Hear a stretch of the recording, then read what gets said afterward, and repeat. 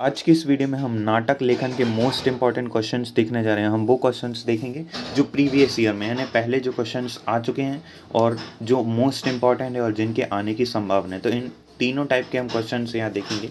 तो चलिए स्टार्ट करते हैं। जो प्राचीन काल में मौखिक कहानियाँ क्यों लोकप्रिय थी? 1 मार्क्स का आएगा तो आप इतना लिख दोगे, लेकिन एग्जाम में अभी 3 मार्क्स का आ रहा है तो आपको लिखना है। तो प्राचीन काल में मौखिक कहानियाँ थीं क्योंकि संचार का सबसे बड़ा माध्यम था। प्राचीन काल में जो संचार के माध्यमों की कमी थी, इसलिए जो मौखिक कहानियाँ थी वो संचार का सबसे बड़ा माध्यम थी। दूसरा आप लिख सकते हो,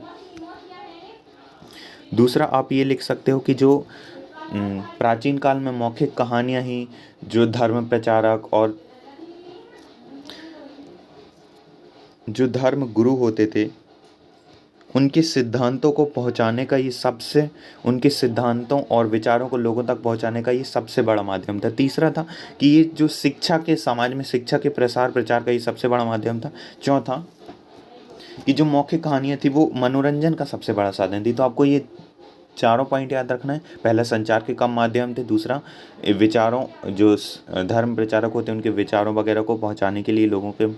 तीसरा है ये शिक्षा का प्रचार प्रसार। और चौथा है कि मनोरंजन का सबसे बड़ा साधन। कहानी का केंद्र बिंदु क्या होता है? कथानक। अब ये कथानक केंद्र बिंदु क्यों होता है, यही आ जाएगा आपके एग्जाम में, आ सकता है क्योंकि ये हो चुका है, आ चुका है भैया, सैम्पल पेपर में है। तो आप किस बेस पे कह सकते कि नहीं आएगा, हो सकता है आ जाए। हाँ, तो चलिए कहानी देखते हैं। कथानक, तो जिस तरह मकान बनाने से पहले